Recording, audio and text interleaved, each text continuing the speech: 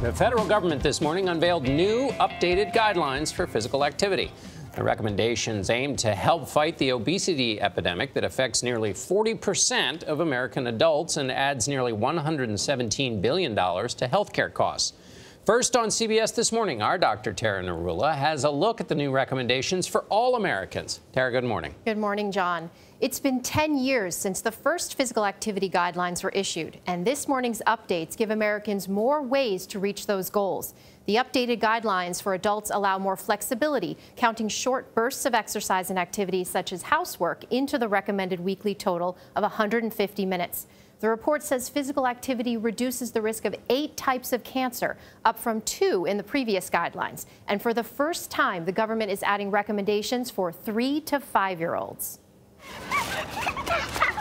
These preschoolers start their day on the run to condition their bodies and their minds. That was awesome. You need to run around, you need to get the energy out, and they actually then focus and somehow regroup, and then they can actually be more effective in the class. Marguerite Sheehan says physical activity is a priority for her 3 children, including 4-year-old Miles. You want to strengthen muscles early on because you want the kids to start being able to be independent. Activity is a big part of that. We know that what happens early in childhood really charts a course that can last for decades. Admiral Brett Giroir helped craft the guidelines for the Department of Health and Human Services. How is the future different for kids who start by being physically active? Children who have unhealthy body weights, even at 3, 4, and 5-year-olds, are much more likely to become obese later in life. These children should have about 3 hours a day of activity, and that could be light exercise, moderate exercise. The guidelines tell parents and caregivers to encourage active play and to be models of movement. We go to the playground unless it's really raining bad or cold, and even inside we do different activities. Ben Augustine, father of 3-year-old Lena, found one strategy to overcome the pull of screen time. In addition to reading a book, trying to get them to play. And it seems like having a friend to do it with is the best way.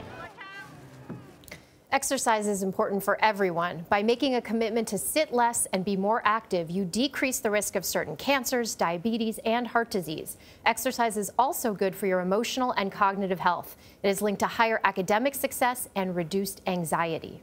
When I heard 3 hours a day, I thought, that seems like a lot. And you said, well, Gayle, they're not on treadmills. Right. It's just for them to get out and play. Active, yes. Just to be active, yes. Although, if you must, we know what to do with 3 to 5-year-olds. Don't put them on a treadmill.